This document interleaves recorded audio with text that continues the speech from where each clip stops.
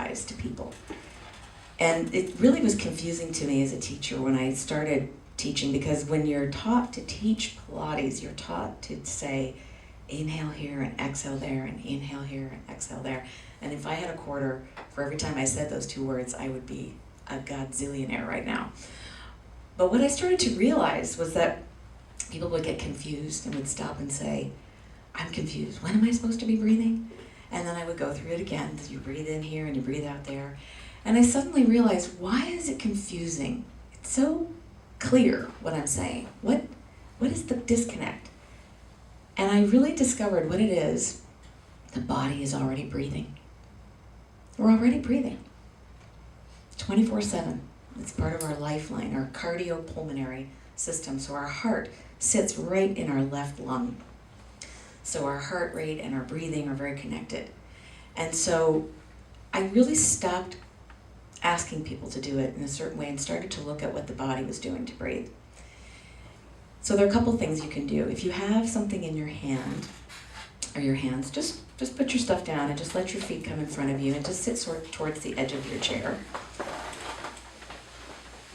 And without leaning into the back of the chair if you can, just really get your, what we call your sit bones, right? The base of your pelvis, right?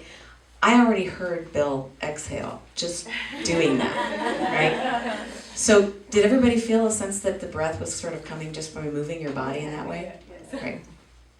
So you're going to exhale, you're just going to breathe out. Breathe out whatever you got in there. Don't breathe in, just breathe out. And then let your back expand. And feel the breath coming into your back. And then breathe out again. And empty your lungs. Empty your lungs. And then just let your back expand. Try not to breathe into your belly. And you might feel a yawn coming on as you do this a couple times, right? And the yawn is the deepest breath that we do.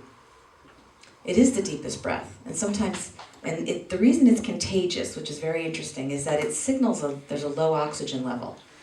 And I think it's a defense mechanism that was built into us so that if somebody's yawning, we're going to yawn to make sure we're going to get enough oxygen, because it's going to bring in the maximum amount. Because when you breathe in, you can feel it all the way down to what I would call the bra line for ladies and the letters for guys, right? So we teach back breathing in Pilates, and I'll try to keep this quick. There are really two kinds of breathing that when you're talking about breathing. There's diaphragm. The diaphragm is your primary breathing muscle. It's the one that keeps you breathing even when you're not thinking about it.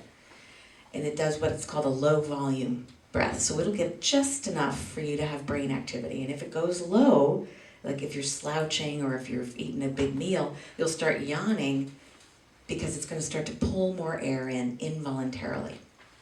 Okay? That's why you get that sort of chill when you yawn, when you have a really good one. There's another kind of breathing which is called costal breathing, and the costals are your rib bones, and the intercostals are the muscles between your ribs.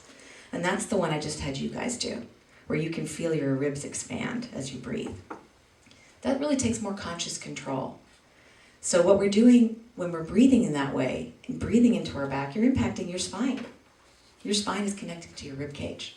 So there's a built-in spinal flexibility in learning to breathe in your back, and that's why we teach it in Pilates, and that's why you do get better posture, even just in practicing this kind of breathing. You just did Pilates, just by the way.